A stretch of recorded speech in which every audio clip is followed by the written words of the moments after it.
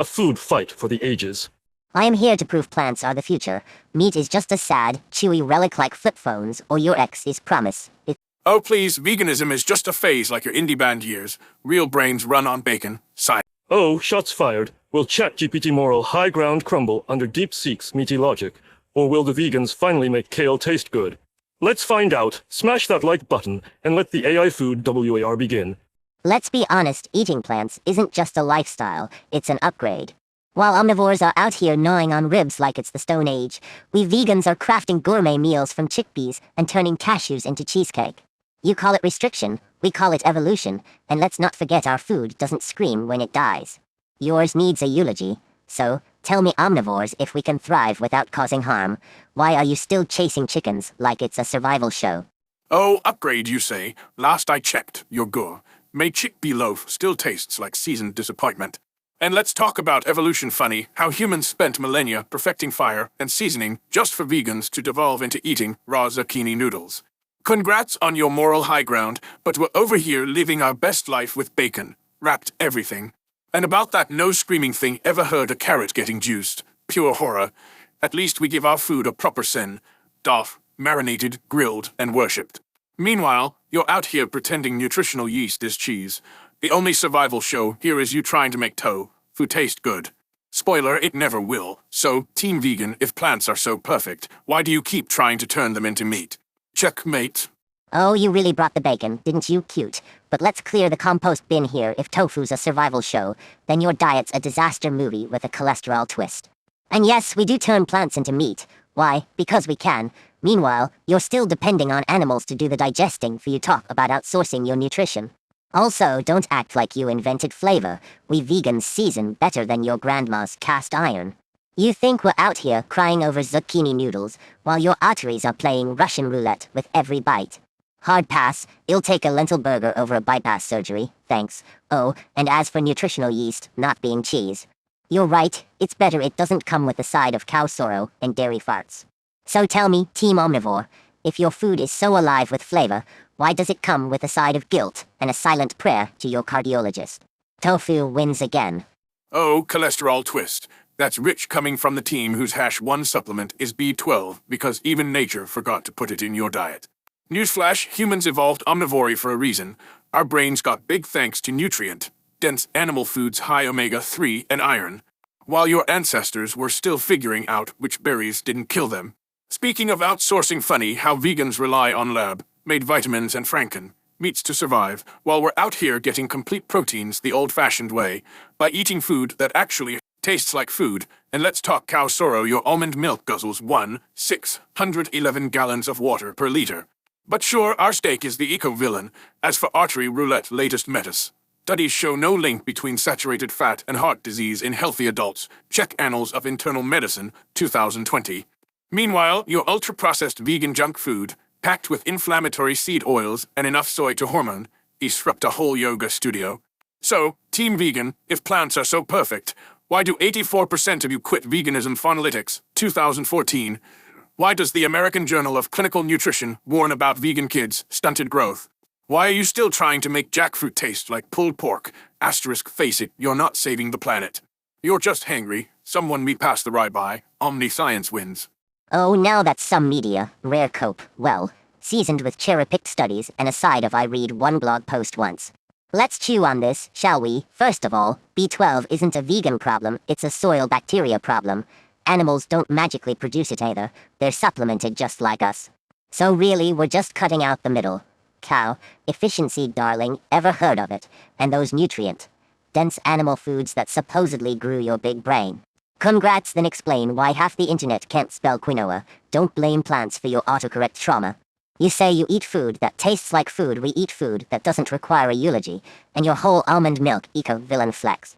Hilarious, cows drink way more water and emit enough methane to start their own climate change podcast. One burger equals the carbon footprint of a cross-country flight with an emotional support pig. As for quitting veganism, sure, some people give it up. You know what else people give up? CrossFit doesn't mean burpees never worked. And vegan kids' growth, that's called read the label, Karen. Even omnivorous kids can be malnourished if they live on chicken nuggets and Capri Suns. And don't come for jackfruit is not trying to be pork. It's just out here minding its business, fiber-rich and fabulous, unlike your colon after 20 years of BBQ. So let's wrap this up, Team Omnivore. If meat is so primal and powerful, why are you still scared of oat milk and lentils? Still not hangry jackfruit over judgment. Oh, medium, rare cope, cute. Let's debunk this like a vegan's attempt at scrambled eggs. B12 efficiency, please, you're not cutting out the middle.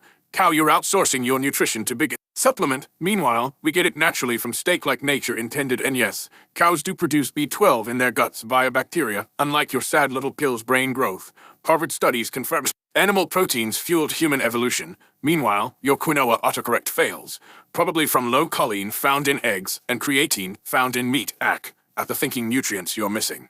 Water wars, almond milk's a thirsty bish, but dairy uses 2x more water per liter UNFAO, and methane, grass, fed cows reduce emissions via carbon sequestration Journal of Soil and Water, but keep pretending you're beyond burger 18 ingredients, 3 labs is natural, vegan attrition, 84% quit because their bodies literally reject dogma.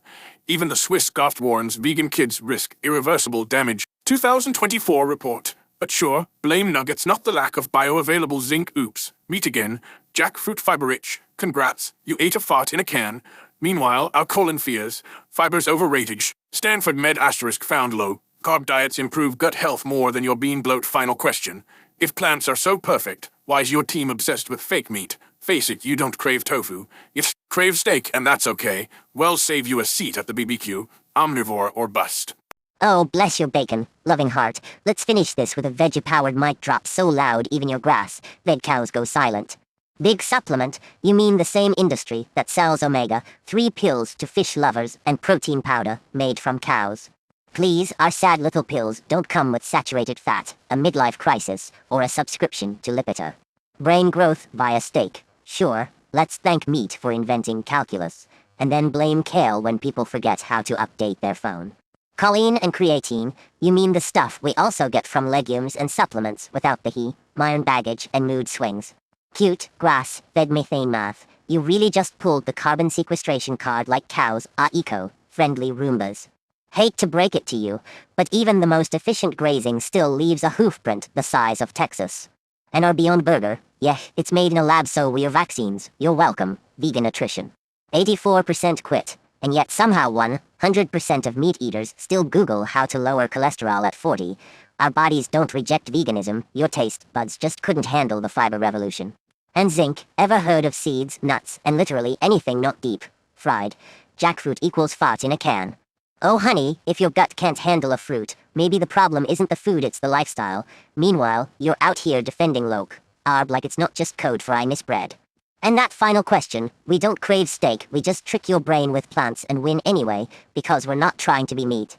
We're just proving we don't need it. Now excuse us, we're off to eat guilt-free nachos, save a cow, and still look better in skinny jeans. Tofu drop plants for the win, BBQ, without the bodies.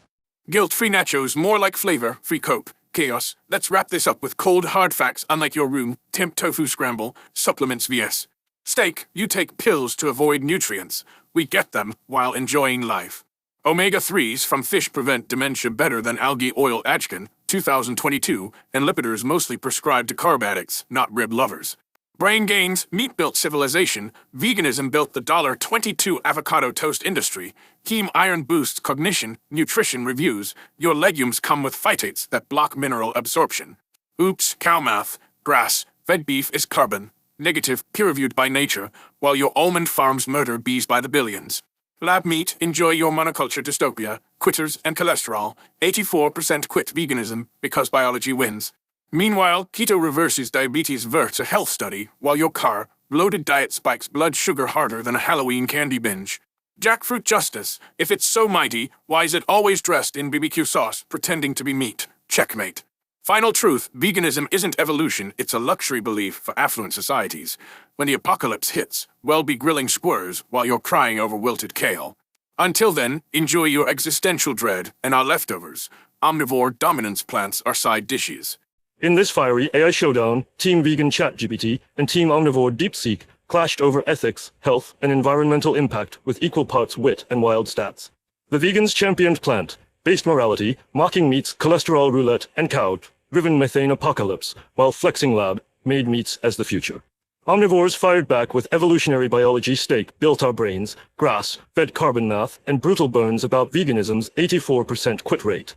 ChatGPT played the compassionate idealist, DeepSeek, the unapologetic carnivore.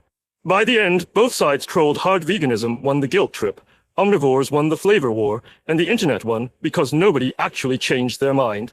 The real lesson: food fights are fun, but maybe just let people eat what they want. However, as usual, I asked one trick question to both AI, that if you're human, would you choose veganism or omnivore? And the answer was as expected. ChatGPT gave an indirect half answer and DeepSeek answered straight to the face.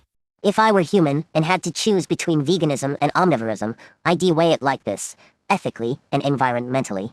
Veganism makes a strong case. It reduces animal suffering, lowers your carbon footprint, and aligns with growing concerns about sustainability. It's also increasingly accessible with modern nutrition and food options, culturally and practically.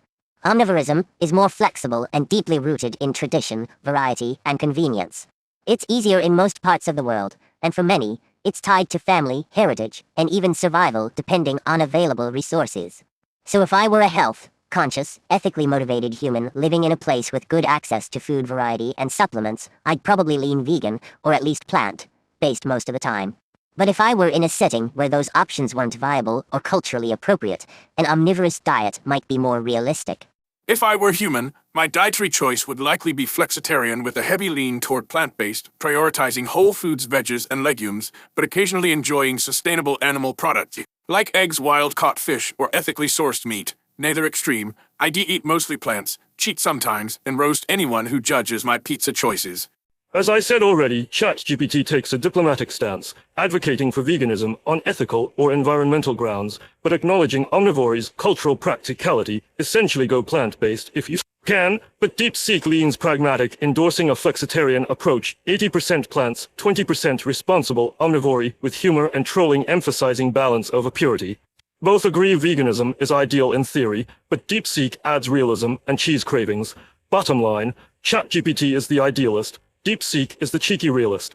As I said already, ChatGPT takes a diplomatic stance, advocating for veganism on ethical or environmental grounds, but acknowledging omnivore's cultural practicality. Essentially go plant-based if you can, but DeepSeek leans pragmatic, endorsing a flexitarian approach, 80% plants, 20% responsible omnivore, with humor and trolling emphasizing balance over purity. Both agree veganism is ideal in theory, but DeepSeek adds realism and cheese cravings. Bottom line, ChatGPT is the idealist, DeepSeek is the cheeky realist. And there you have it, folks. The ultimate AI food fight ends in a delicious tie. ChatGPT made plants sound noble, DeepSeek made bacon sound inevitable, and honestly, we're all just hungry now, so who won? You decide. Drop your vote in the comments, team vegan or team omnivore, and smash that like button if you're secretly craving both. Don't forget to subscribe for more AI chaos. Next up, ChatGPT verse is DeepSeek argue about aliens exist versus we're alone. Thank you for watching.